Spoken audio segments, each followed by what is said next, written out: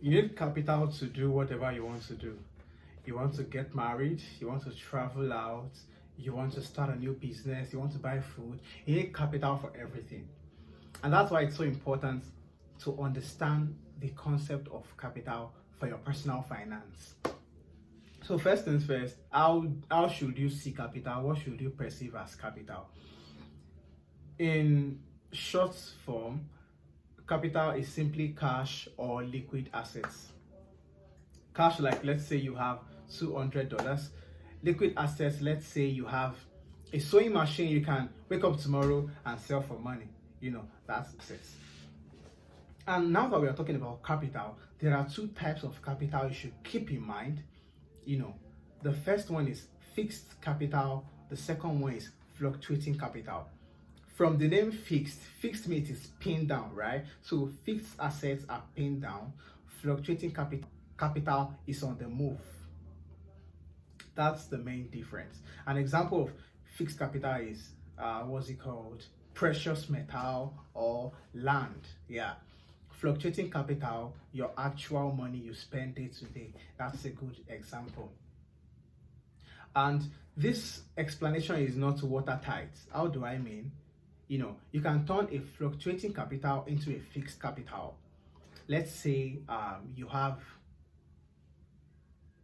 800 USDC. You can tell yourself, okay, John, I'm not spending this stable coin. I'm keeping it here, just for the sake of it. That way, it has turned from being what should have been my fluctuating capital into a fixed capital. Having said that, there are two extreme sides you should, be careful of when we are talking about capital. The first off is fixed capital extremism. The second one is fluctuating capital extremism. Fixed capital extremism is when you channel all your resources, or about like 98% of it, towards pinning down assets. Let's say you are buying gold, you are buying land everywhere and all those stuff. At the expense of your day-to-day expenses.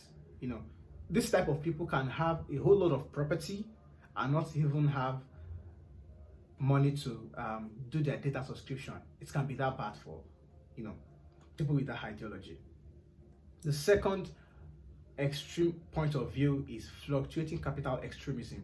That is when you are always spending on ephemeral things, buying food, buying things that are not pinned assets.